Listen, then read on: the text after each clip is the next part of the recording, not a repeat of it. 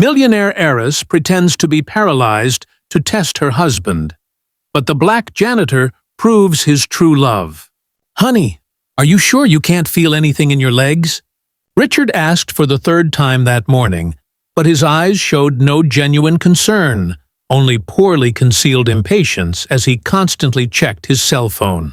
Victoria Hamilton lay motionless in the hospital bed of her Beverly Hills mansion, observing every micro-expression of the man she had married just 6 months earlier. At 28, heiress to a pharmaceutical empire valued at $200 million, she never imagined she would have to pretend to be paralyzed to find out if her own husband truly loved her. The accident had happened 3 days ago. At least that's what everyone believed. A seemingly serious fall down the mansion stairs, followed by hours in surgery and the devastating medical diagnosis. Complete paralysis of the legs, possibly permanent. "The doctor said it could take months to know if I'll walk again," Victoria murmured carefully, studying Richard's reaction. "You'll stay with me, won't you?"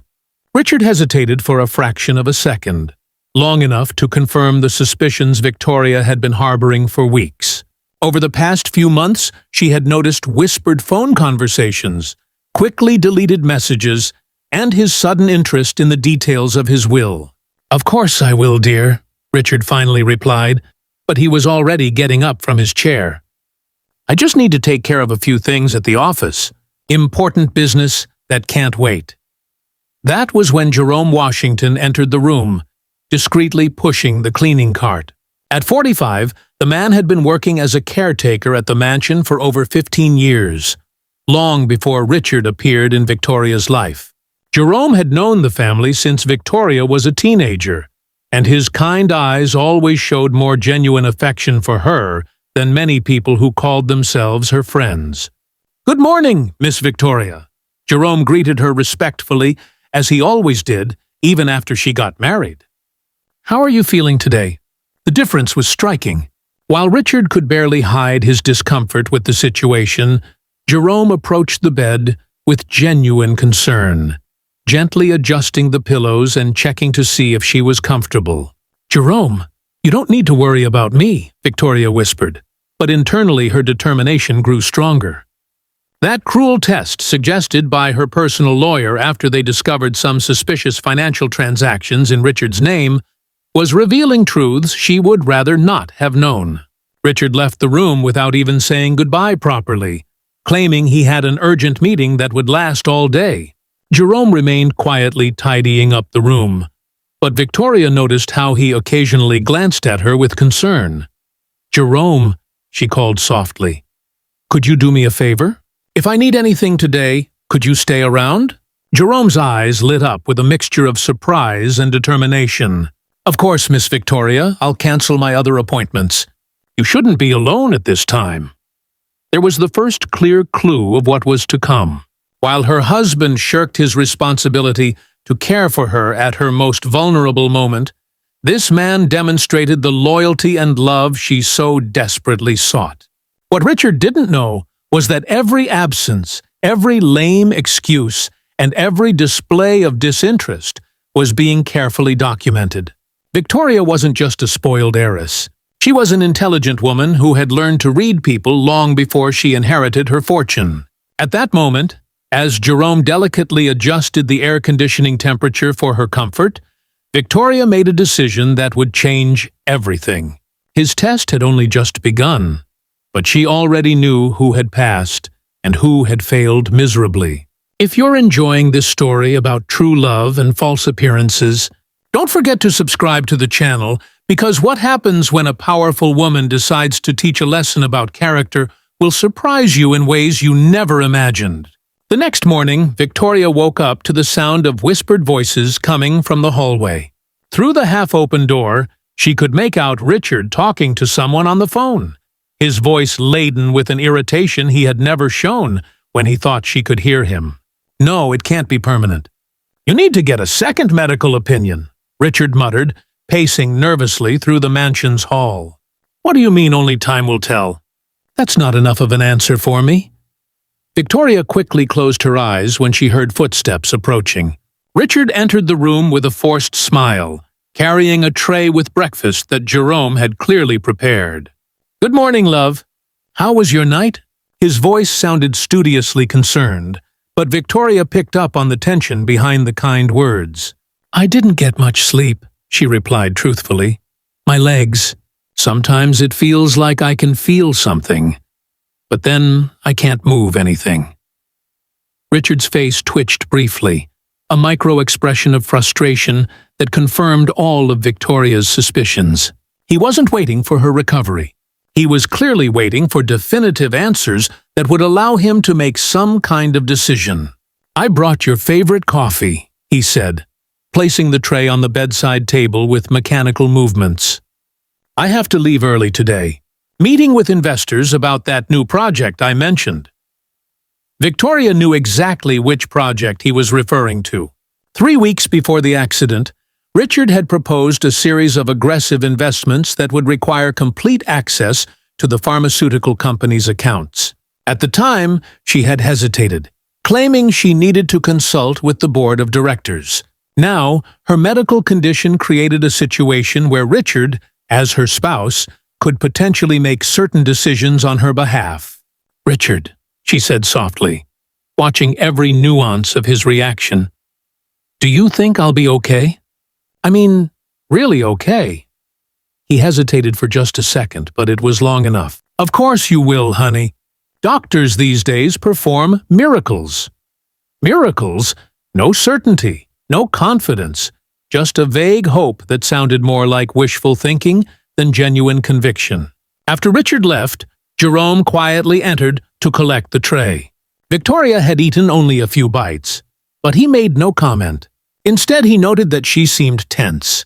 "Miss Victoria, may I ask if everything is all right beyond the medical situation?" The question took Victoria by surprise. In 15 years of working for the family, Jerome had always kept a respectful distance, never prying into personal matters. But something in his voice suggested that he had noticed things he would rather not have noticed. "Jerome," she began carefully, "have you noticed anything different lately? Before the accident, I mean." Jerome paused, clearly weighing his words. As a middle-aged black man working for an extremely wealthy family, he had learned to navigate delicate conversations with diplomacy. "Well, miss, it's not my place to judge," he hesitated, then continued with measured caution. "But Mr. Richard has been getting a lot of phone calls, and he has visitors who come when you're not home." "Visitors?" Victoria felt her stomach clench. "What kind of visitors?" "Lawyers, brokers, and a young woman who came 3 times last week while you were visiting your sister in San Francisco." Victoria's blood seemed to run cold. Richard had insisted that she take that trip, claiming it would be good for her to have some time with her family before the marriage settled in completely. At the time, she had found his insistence odd, but now she was beginning to understand. "Jerome, can I trust you?" she asked directly, his eyes locked with hers with an intensity that revealed decades of genuine loyalty. "Miss Victoria, I have worked for this family since you were a teenager. I watched you grow up, study, fight to prove that you deserve to run the family business even though you were a woman. If you need anything at all, you can count on me." At that moment, Victoria made a decision that would change everything. Looking at Jerome, she whispered, "I think my husband is trying to rob me, and I need proof before it's too late." Jerome nodded slowly, as if he already suspected this possibility. "What do you need me to do?" "First, I need you to install some discreet cameras around the house. Second, I need you to monitor all visitors when Richard thinks I'm asleep or resting.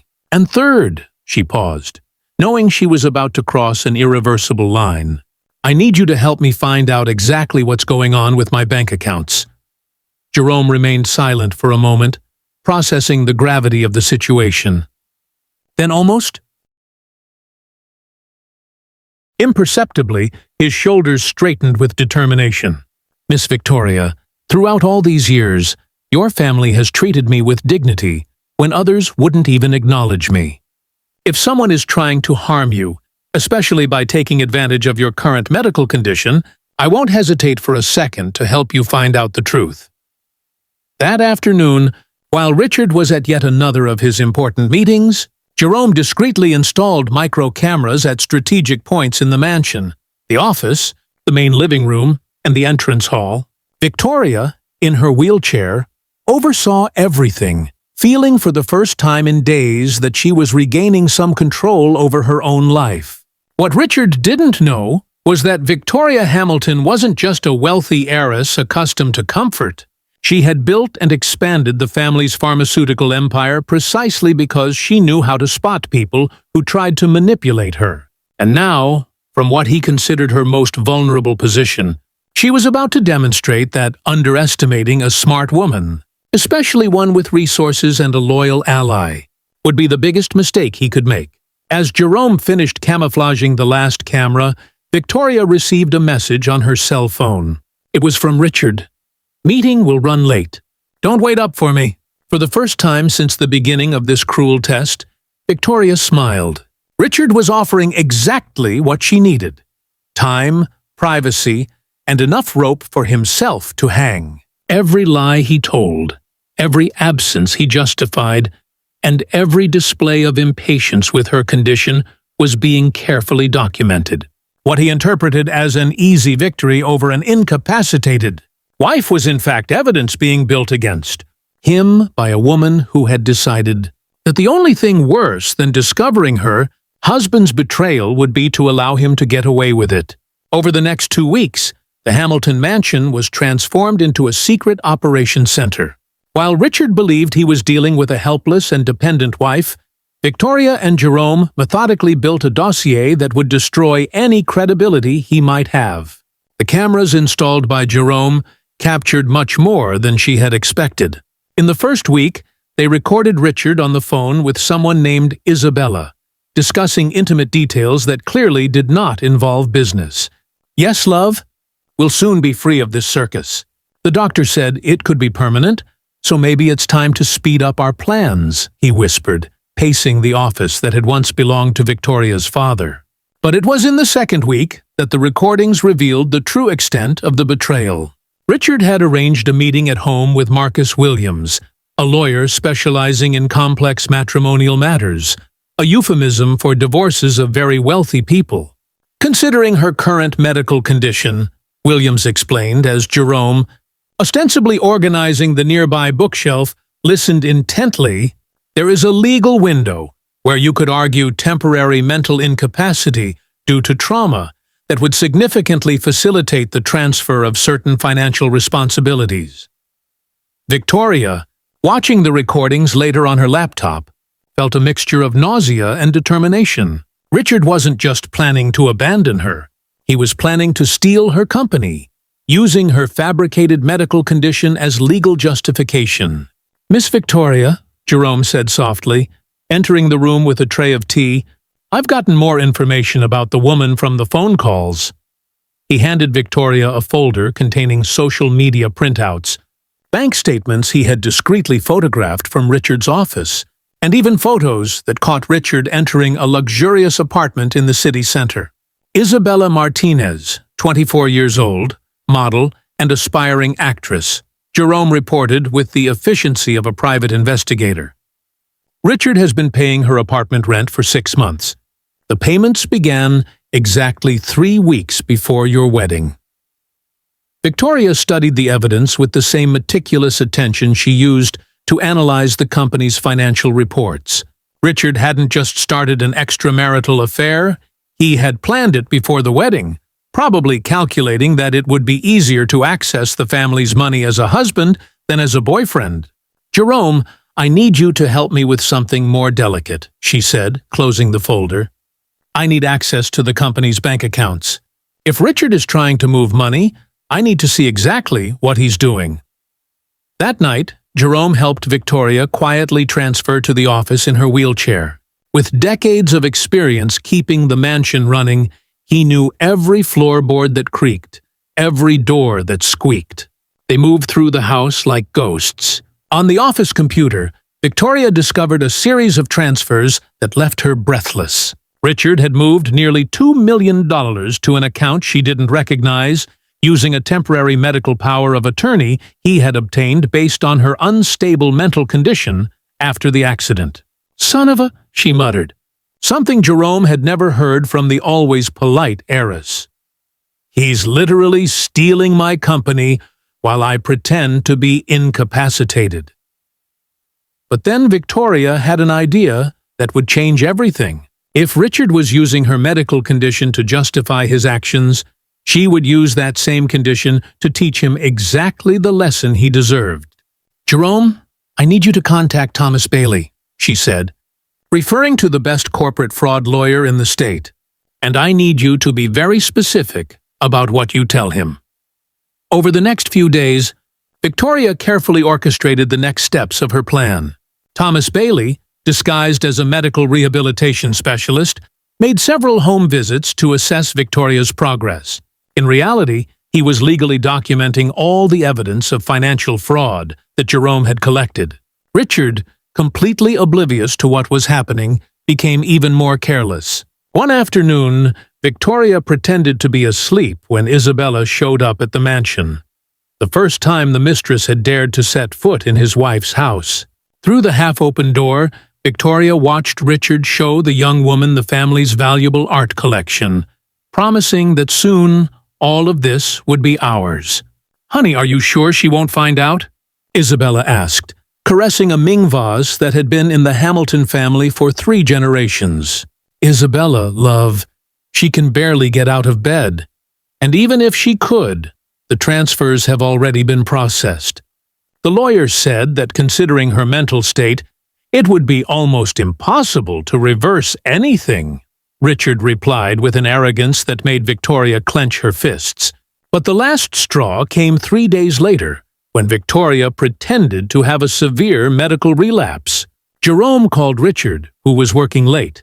In fact, having dinner with Isabella at an expensive restaurant, paying with Victoria's company credit card. "Mr. Richard, Miss Victoria has taken ill. The doctor said it's important for you to be here," Jerome said on the phone while Victoria listened on the extension. "Jerome, I can't leave right now. It's a very important meeting." "Give her medicine and call me if it's really urgent," Richard replied, clearly annoyed at the interruption of his romantic date. At that moment, Victoria made her final decision. Richard had failed the most basic test of humanity, choosing his sick wife over his mistress. Now it was time for him to learn that underestimating Victoria Hamilton had been the biggest mistake of his life. "Jerome," she said, her voice laden with cold determination, "tomorrow, we're going to make a very special phone call. It's time for your dear Richard to find out that not all people in wheelchairs are as helpless as they seem." What Richard didn't know was that Victoria had documented every lie, every fraudulent transfer, and every moment of neglect. More importantly, she had discovered something about his past that would not only justify her revenge, but make it legally irrefutable. While Richard celebrated what he believed to be his easy victory over an incapacitated wife, Victoria Hamilton was about to demonstrate that his true incapacity was underestimating a woman who had built an empire precisely because she knew how to identify and destroy people like him. The trap was sprung on a Thursday afternoon when Richard arrived home expecting to find his incapacitated wife resting as usual. Instead, he found Victoria sitting elegantly in the main living room. Not in her wheelchair, but in her favorite armchair, her legs crossed, and a smile that would make any intelligent person run far away. "Hi, honey," she said softly, holding a glass of wine. "How was your day stealing my company?" Richard froze in the doorway, his keys falling to the floor with a metallic clang that echoed through the deadly silence of the mansion. "Victoria, you... How? How? Am I walking? Funny you should ask that, considering I've never actually been paralyzed," she replied, rising gracefully. "But I'm sure you'd like to know how I found out about Isabella, the fraudulent bank transfers, and your plans to have me committed to a psychiatric clinic so you could have full access to my money." Richard's face drained of color, his hands shaking visibly. "Richard, I can explain—" "Oh, but there's no need to explain anything," she interrupted, picking up a tablet from the table. "I have everything here. Recordings, bank statements, photos of you entering your mistress's apartment, phone conversations where you two planned how to commit me. It was very educational." Richard tried to step toward her, but Jerome appeared silently beside Victoria, no longer the humble caretaker, but clearly her ally and protector. "Mr. Richard," Jerome said calmly, "I believe it would be best if you sat down." "You don't understand," Richard stammered, ignoring Jerome. "Isabella means nothing. The investments. I was trying to multiply our money." Victoria laughed, a cold sound that made him recoil. "Our money? Interesting choice of words for someone who transferred $2.4 million to personal accounts using a fraudulent medical power of attorney." Richard's eyes darted to the coffee table, where legal documents, photographs, and statements were neatly organized as evidence. "Attorney Thomas Bailey has been in the office for an hour preparing the documents for your divorce and criminal proceedings," Victoria said conversationally. "Isabella is also in for a surprise. Turns out she has 3 other married boyfriends financing her lifestyle. I imagine you two will have plenty to talk about in prison." Richard slumped heavily onto the sofa, the reality finally sinking in. You planned all this?" "Planned it?" Victoria approached, her footsteps echoing with authority. "I merely created a situation where you could show who you really are, and you did not disappoint." At that moment, the doorbell rang. Jerome opened it to reveal 2 detectives from the Financial Fraud Department, followed by Attorney Bailey with a bulky briefcase. "Mrs. Hamilton," Detective Martinez greeted her, "we brought the warrants you requested." Richard's face twisted with desperation. "Wait, this can't be happening. Victoria, you're overreacting. We can work this out between us." Victoria laughed again. "Work it out? Like when you abandoned me in the hospital because you thought I'd never walk again? Or when you told Isabella I was mentally unstable and it would be easy to take my inheritance?" The detectives moved toward him. "Mr. Richard Thompson, you are under arrest for financial fraud, falsification of medical documents, and embezzlement." No, this is a misunderstanding," Richard shouted, standing abruptly. "Victoria, please, I love you." She stopped in front of him, meeting his eyes. "Love? You showed love when you abandoned me the moment you thought I was broken and useless. Jerome, a man you never even greeted properly, showed more care in a week than you did in 6 months of marriage." As Richard was handcuffed, he tried one last time. "The money, I can pay it back." "You will," Victoria replied coldly. "Through the courts. Every penny, plus interest, plus damages for emotional distress. And Isabella's apartment? The lease is under your corporate name. Consider the eviction a belated wedding gift." As the detectives led Richard away, babbling empty apologies, Victoria turned to Jerome. "Thank you," she said softly, "for showing me how true character reveals itself in the hardest moments." Jerome smiled. "Miss Victoria, you always had the strength. You just needed someone to recognize it." Outside, the sirens faded, carrying Richard toward a reality very different from the one he had planned. His attempt to exploit her feigned vulnerability had become the perfect trap, and he had handed her all the evidence himself. Watching the police cars disappear, Victoria felt peace wash over her. Richard had shown his true nature when he thought she was weakest, but he had discovered too late that underestimating Victoria Hamilton was the costliest mistake of his life. 6 months later, the mansion radiated a new energy. Victoria, no longer feigning fragility, sat in her office as CEO, reviewing contracts for international expansion. The empire Richard had tried to steal had grown by 40% since his arrest. Jerome entered with 2 coffees, dressed in a sharp suit. The lawyers confirmed Richard's appeal has been denied. He'll serve the full 7 years. Victoria smiled, handing him one. Jerome was no longer her employee, but her COO, a role she had created to honor his loyalty and intelligence. And Isabella? Arrested for fraud in 3 states, Jerome replied. She was running the same scam for years. Richard was just one of many. Jerome, once treated as invisible, now sat at board meetings, attended charity events, and commanded respect across Beverly Hills. Victoria had discovered he secretly earned an MBA through night classes while working as a janitor. There's one more thing, Jerome said, handing her an envelope. It was a wedding invitation from Attorney Bailey, who had married a prosecutor he met during the case. The handwritten note read, "Thank you for reminding me that not every divorce case ends in bitterness. Sometimes it ends with the right person finding his true place in the world." Meanwhile, Richard suffered in prison, sharing a cell, enduring miserable meals, and cleaning floors.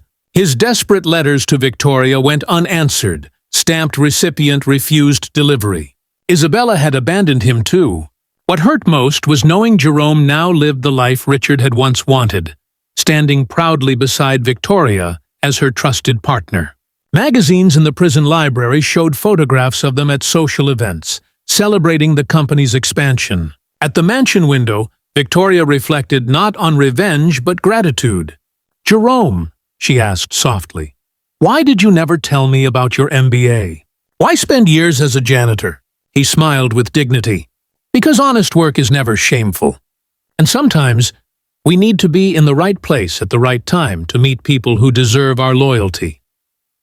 Victoria nodded, realizing Richard had seen only wealth to exploit, while Jerome had seen dignity to protect.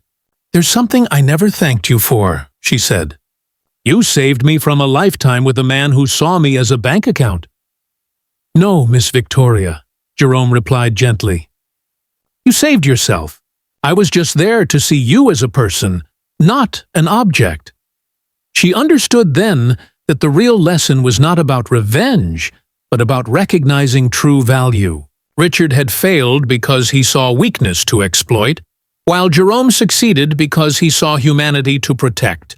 3 years later, Victoria and Jerome married in a simple ceremony at the mansion. It was not convenience or gratitude, but the natural result of years of respect, shared values, and love. From prison, Richard learned of the wedding through a letter, and finally realized he had lost not money or status, but an extraordinary woman, because he couldn't love her when she needed it most. Victoria discovered the best revenge is not destroying those who betrayed you, but building a life so full that betrayal becomes irrelevant. Richard had tried to steal her fortune by pretending to love her, but he lost everything by failing to recognize true love when it was freely given. Jerome won her heart not through manipulation, but through authenticity, proving that real character always outweighs superficial charm.